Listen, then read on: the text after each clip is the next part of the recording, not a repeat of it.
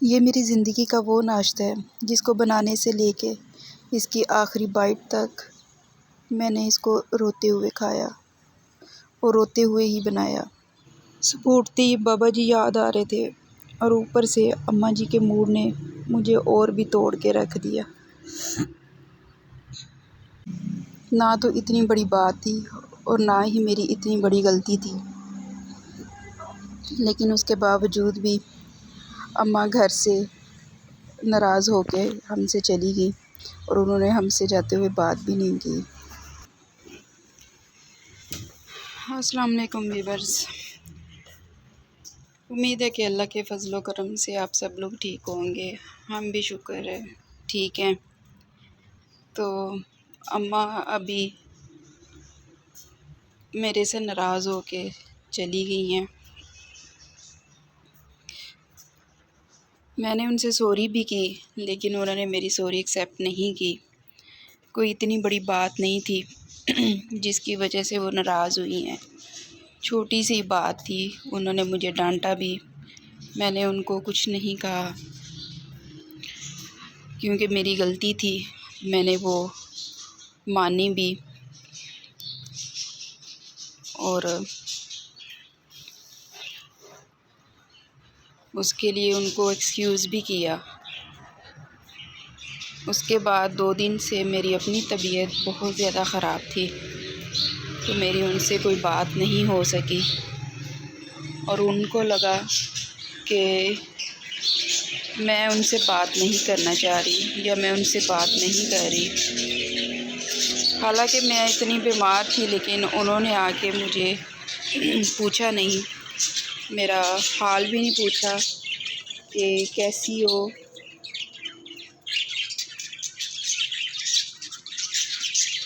लेकिन मुझे इस बात का नहीं कोई भी दुख नहीं है कि चलें कोई बात नहीं है।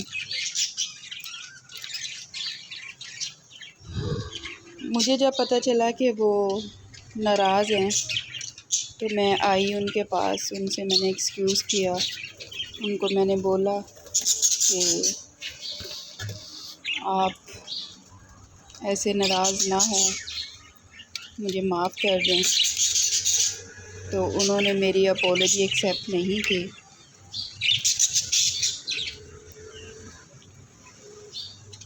उल्टा ये कहते हुए मुझे दूर कर दिया कि मुझे रो के नहीं दिखाओ। और मैं अल्लाह से दुआ करती हूँ कि इस दुनिया से मैं चलते फिरते ही जाऊँ, कोई भी मेरा हाल नहीं पूछेगा। तो इस बात ने मुझे और भी इमोशनल कर दिया।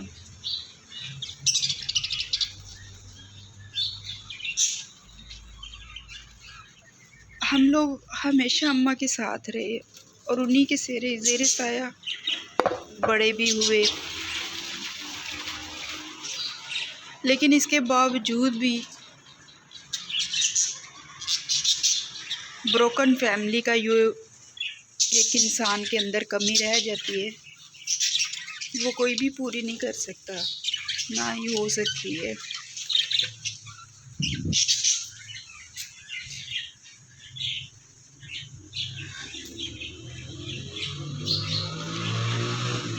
जब भी कभी हम लोगों को बहुत ज़्यादा माँ बाप की ज़रूरत रही, हम लोगों ने वो टाइम उनके होते हुए अकेले फेस किया।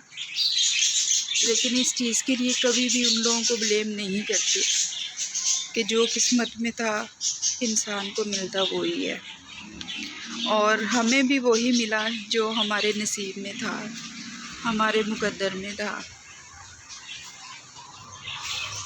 लेकिन इस तरह का बिहेवियर, इस तरह का एटीट्यूड कभी कभी बहुत तोड़ देता है।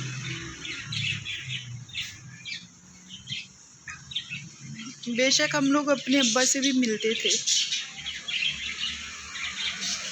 लेकिन उनके साथ मुसलसल कभी भी नहीं रहे।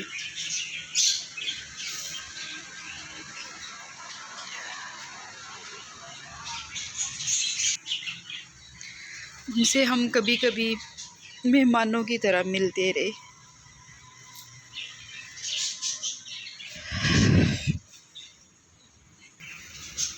और इस वजह से जो उनके अंदर एक कॉम्प्लेक्स पैदा हो चुका था, हम लोग उनको रोज़ भी मिलते तो उस चीज़ को हम लोग ख़त्म नहीं कर पाए। मैं हमेशा अल्लाह पाक से दुआ करती हूँ कि अल्लाह ताला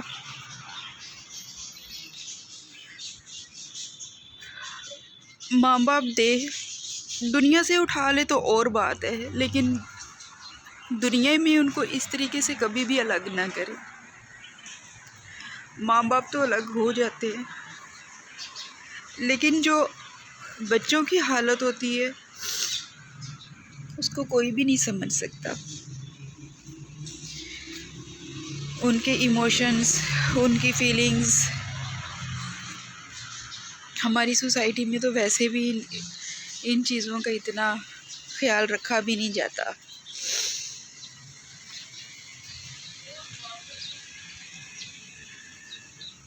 अल्लाह का दिया सब कुछ है, लेकिन जो एक माँ बाप वाली सुकून होता है, अल्लाह ने उस चीज़ से हम लोगों को महरूम रखा।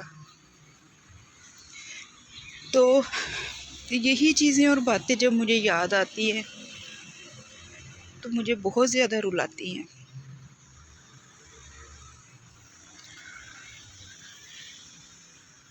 इस तरीके के जो बच्चे होते हैं ना, वो कभी भी अपने माँ बाप का वैसा हक भी अदा नहीं कर पाते जैसा कि करना चाहिए।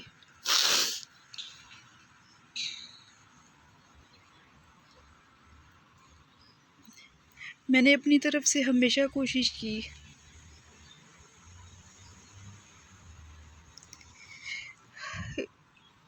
कि मैं अपने माँ बाप का हक अदा कर पाऊँ, लेकिन उसके बावजूद भी शायद मैं नाकाम ही रहती हूँ।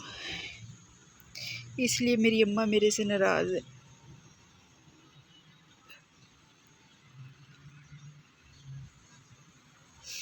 और उस नाराज़गी की वजह से वो ये कहने पर मजबूर हो गई है कि वो मेरे से कोई भी रिश्ता नहीं रखना चाहती।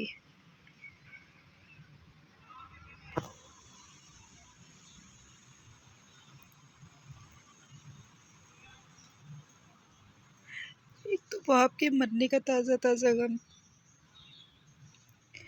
और ऊपर से अम्मा की इस तरह की बातें।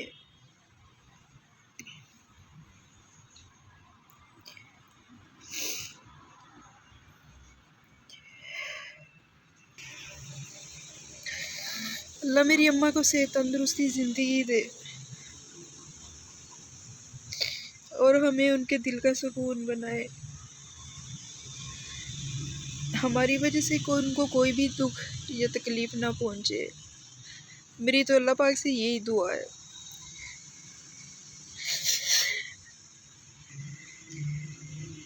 अपने बाप को जैसा मैं सुकून देना चाहती थी, नहीं दे पाई।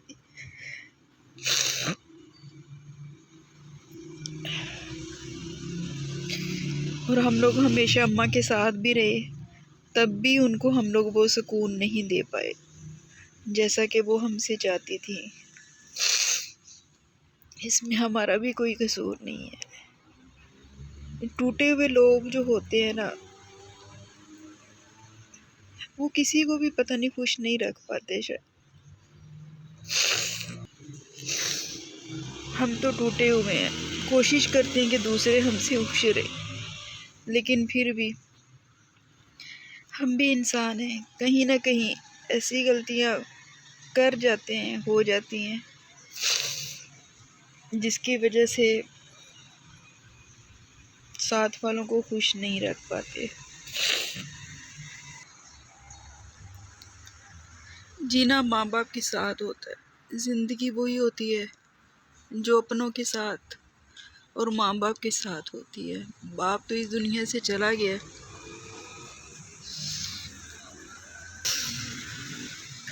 अल्लाह पाक माँ की तरफ से ऐसा दुख ना दिखाए।